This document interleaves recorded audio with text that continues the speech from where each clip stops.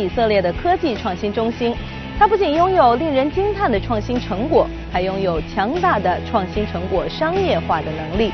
而特拉维夫大学是以色列最大也是最具影响力的高等学府，它是这个创新孵化生态系统的原动力和建造者之一。学术界和工业界的紧密联系，令学术领域的突破可以迅速走向市场。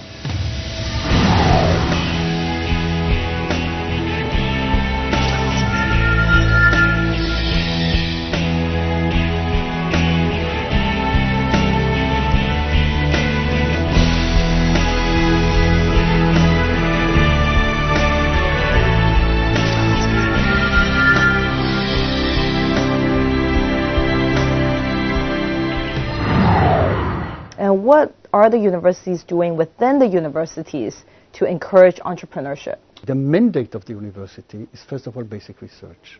Basic research is a great feeder to this pipeline of translation, which takes an idea to an innovation. So within a university, we can encourage the students and the faculty to put more emphasis on entrepreneurship, not neglecting, I have to emphasize it, not neglecting basic research. If you cannot rush with the commercial part on account of basic research. That's step one, right? This is step one and should remain step one, even if it does not lead to immediate results. 以色列研发经费占 GDP 比例约为 4.8%， 美国和 OECD 经合组织平均比例为 2.5%。以色列的人均研发开支在世界上也是位居首位。当基础研究获得充分的支持，下一步的技术转化才能获得源源不断的动力。I think people are interested in the technology transfer part because I think they think that for the basic research, you just put resources, right? And with whatever people you have, it's there. But then with the technology transfer, it's more like the know-how. They don't know how to set up the structure in a way that's productive. The art is how to bring in the entrepreneurial, the innovation part without destroying the basic research. And here, I say it again, you don't force, you encourage. But how to encourage is a state of the art. Right. So you have to really learn the system. You have to swim in the system. And also to listen. Some of the ideas come from the students. Some of the ideas come from the faculty.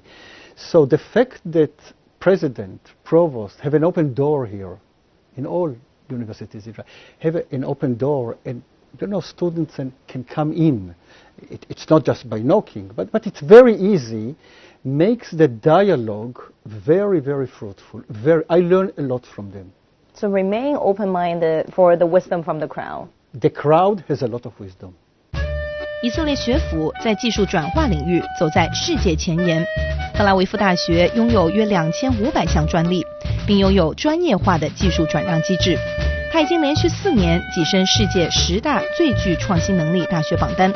在校友成功创业和获得风投方面，与美国斯坦福、哈佛大学等并驾齐驱。Within the university, we have a company here, which is a tech transfer company. It exists in all universities in Israel and also abroad, that provides the service for those faculty members who want to take the next step from an idea to, let's say, a product. It's called Ramot at Tel Aviv University. They take upon themselves to patent, to try commercialize. We faced two problems. Ramot can recognize an idea that a faculty member has, but Ramot doesn't have the money to invest in early stage ideas. Investors from the outside are interested in more mature stage of an idea. So we managed to create here, and I think it was the only university in Israel, I don't know if it's only in Israel, but here we were the first, a fund to really bring investors and convince them that they might be part of Tel Aviv University IP in the beginning and enjoy it later. 在技术转化过程中，知识产权的公平分配非常重要。知识产权商业化以后，一部分分成给予外部基金的投资人，给予学校的部分则40%归发明者，40%归大学，20%归发明者所在学院反哺科研。You know, there is a built-in friction between the faculty who think the idea is theirs and the university or in this, the companies who think IP is ours. And you have to really work very carefully so these two opposing forces can really live together. That's why I think a clear incentive system that everyone understands and signs on in the very beginning is very important. Correct. And for the students who invent something, it's the same incentive system that applies. No, students actually, the IP belongs to them. Fully. Fully. Because when it comes to faculty members, we provide the infrastructure, we provide the manpower to support the experiment, the work, and they actually live here, yes? So IP belongs to the university, but revenues are shared. With students, IP is theirs. I think, again, the role of the university is not to look only on the economical part, but when it comes to education, how we really raise more and more innovators out of the university for the benefit of everyone. 除了重视基础研究、创建技术转让公司、募集外部资金支持大学早期项目以外，大学还有导师系统、跨学科合作平台等举措，去鼓励创新创业。Students on campus have many ideas, but they have to invest in getting a degree. So what we have done here at Tel Aviv University, we first of all created what we call Tau Ventures, which is kind of a small fund and, again, a mentoring system that students can approach to see if their idea makes sense, get some, I would say, guidance, mentorship, and making it easy for them. We created something else. Tel Aviv University has a great medical school, Sackler Medical School, and 17 affiliated hospitals. In the hospitals, many medical doctors run into device-oriented problems while dealing with patients, and they don't have time to find solutions. So we created an interface between students and medical doctors. It's called Biomed Tech. Medical doctors bring, not pharma, device-oriented problem. Students of all disciplines sit. It's not compulsory, but they come and try to find a solution. So it's real-world problems presented to them to ask them to take the challenge and solve the problem. Exactly. You don't force. You don't try to really make things only as rules. Encouragement is something that works. 在以色列，大学与业界之间有良好紧密的互动。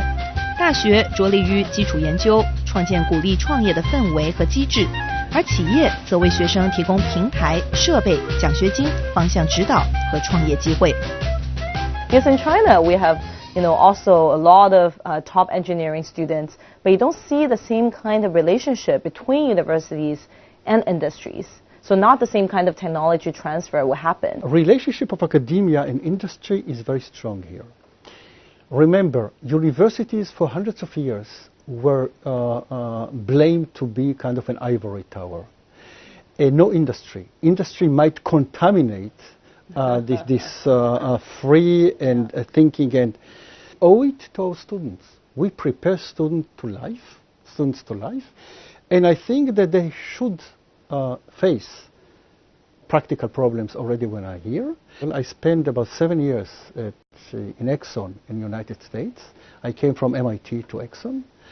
And Exxon opened for me a whole world of problems I never knew existed. Problems that used to be considered dirty for scientists, because how to lubricate machines, how to optimizing the drilling of oil, and every problem can be translated into a basic science question. But probably considered like small and not as important by scientists. Industry exists here on campus. Yeah.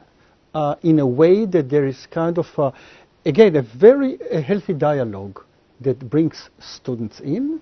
Faculty is also involved. Nothing is forced, it's only encouraged. So this, I would say, coexistence, yes, again, emphasizing, and I'll repeat it, the basic research aspect, this existence is healthy for both sides. Win-win for Israel, all. yes. Yes. Yeah, win-win for all, right? Yeah, both for the students, university, and the industries. Right. 以色列是全球教育程度最高的国家之一，出产的学术论文数量就人口来算也是全世界最高。其对基础研究的重视，加上成熟的技术转让机制，大学与业界良好的互动，支持着创业之国的发展。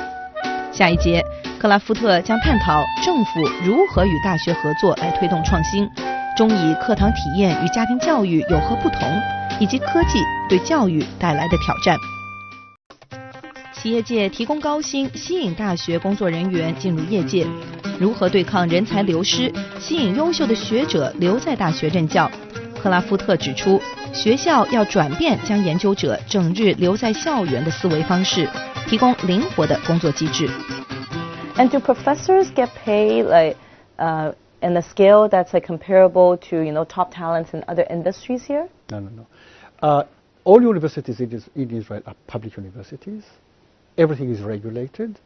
Salaries are dictated by the government. So university salaries are the same for researchers or scientists on the same level at all universities. Yes. So yes, the question could be, so how you keep them here? We allow our researchers to spend a day a week, but this is a thing happens worldwide in industry. They can consult to industry. More recently, there is a more severe problem that Google, Facebook offer such salaries that the attraction is you cannot compete. I know that I think in Pittsburgh, Uber actually moved the whole group of professors, one of the university, to Uber. Yes. So here we face it on a smaller scale, but I think we have to start thinking that we should leave the idea that we have a professor, not all of them, the stars, that may reside part of the time in industry and a part of the time here, but still have students and grants and responsibilities here. This is not easy for universities to digest, but I think we have really to be prepared for it. 在以色列，政府与大学合作去推动创新发展。首先，政府从招聘和薪酬入手，介入帮忙解决大学面临的人才流失问题。In China, the problem is that in academia, people get paid very low salary. So in order to survive or make a decent living, then they need to go out and try to make more money. So their energy is not spent on basic research, as you say. So here the system, here the government can come in, yes. The researchers have to have most of their time in mind at the university. This is what they were hired, to do research and to teach. So here the government comes in. And this is fighting brain drain. Government puts money into recruitment, helping recruitment of those who come back to Israel. Now, in Israel, every professor must spend a few years abroad. Israel is very small, and we recruit only those who spend a few years in American or European universities, bringing experience from abroad, and also after they graduate here, they kind of swim in foreign waters, and if they don't drown, they're good. Then the government, of course, can supply resources that encourage cooperation between disciplines or even between or among universities. So the government provides the resources, but the universities still have the full freedom to decide where it wants to go. Yes. When government puts resources, the government can direct the resources in a certain direction. But within this direction, freedom is complete. 历史上有1/5的诺贝尔奖的获得者是犹太人。究竟在犹太人的学校里，老师怎么教？在他们的家里，父母又强调什么样的价值观，可以让他们培养出一代又一代富有创造力又成功的犹太人呢？ We know that there's this new obsession with Israel from China. So what are the unique elements that made Israel the startup nation and also Tel Aviv one of the best innovation hubs in the world? So the idea that a country can put all its, I would say, energy and emphasis on the human capital, this is something that led to our knowledge economy, which is behind the startup nation concept. Our students, are like many, many other countries, come to the university later. They have to go through high school, of course, and then through military service. When you arrive at the university after the military service, when you create kind of a survival kit, yes, you come more mature, you think differently. Therefore, most degrees at Israeli universities are 3 years. Engineering and medicine are 4 and 6. So even we have to squeeze the curriculum into 3 years because they arrive here older. So we talk about very serious students who know what they want and they have kind of a target. The way that we raise our students and who they are is actually what Startup Nation is. 以色列人在18岁时要服兵役，男性3年，女性2年，因此以色列大学生普遍更成熟。他们在军队中学到牺牲精神、责任感、解决问题和完成任务的能力、领导力。这种独特的经历是以色列式教育与创新重要的环节。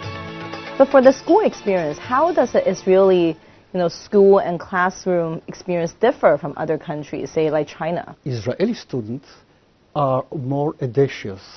You can challenge even your professors. So questioning, not taking things for granted, this is part of the nature of the Israeli students I know. We should not try to make our students more obedient. Obedient in the sense of course, following regulations, yes, but not taking things for granted.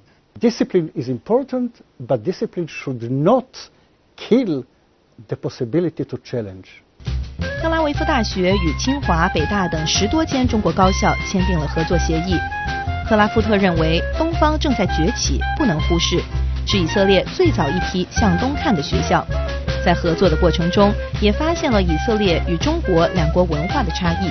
就我们以色列人非常直接的，说得非常直接，然后会让中国人感觉有点不礼貌。但是这不是我们的意义，这不是我们的意思，我们就是这样的，我们想就说，在中国不一样。以色列这边老师是和你是一种讨论的性质。你像我们开组会，我们实验室开组会就明显，我记得在国内我的实验室的时候，基本上都是老师在说什么，然后学生在听、在记、在写。然后在这边是老师和学生完全是在那儿讨论，而且讨论的非常激烈。当然不是那种争吵，对，是这样的话，就给人感觉是老师并不是高高在上的。以色列学生善于提问，敢于挑战，这种个性离不开家庭教育，更与热爱辩论的犹太传统文化息息相关。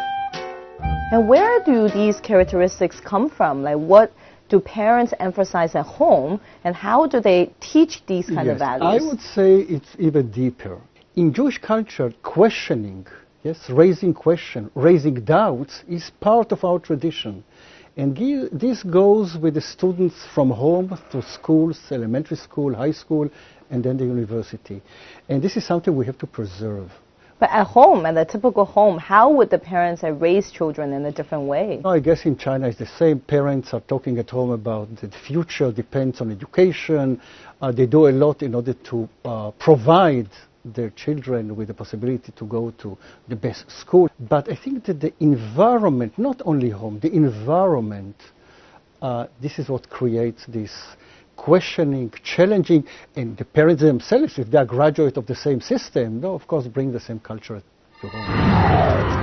科技正在以前所未有的速度发展，我们要怎么样变革我们的教育体系，才能更好地利用科技，而不被科技所颠覆？我们又要怎么样教育我们的孩子，才可以让他们在未来立于不败之地呢？So we see a technological innovation happening on a faster than ever speed in the world. So especially including, artificial intelligence and all that. Right, yes. So what can we do to keep our next generation still competitive in a world with robots? Continuing with education, continuing exploring all the time. The universities have been the same. It's time to change in some direction.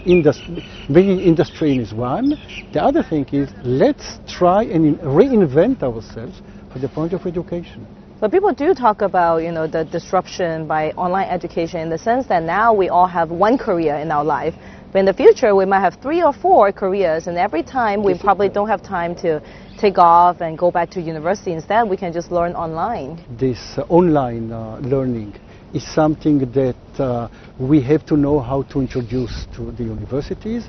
We might need to change the balance between studying at home, learning at home, and discussing at the universities, and also open completely what students decide or want to learn. I think that going into the direction of personalized learning is something that will still attract students to the university. People usually bring examples from the extreme. Yes, everything is online. You don't have to leave home. The fact is that people leave home. Yes, and people like to meet people and exchange ideas. So, from this point of view, I think that the human nature, at least as far as I can see, will dominate. I guess to find a way to utilize technology rather than to be disrupted by technology is key. Correct. Professor Klafter 一直再三强调，虽然科研成果转化很重要，但是我们还是应该把最多的时间、精力和资源放到基础研究，因为大学的本质就是为了创造知识而去创造知识，这是未来一切可能的源头，也是为创新打下坚固的基石。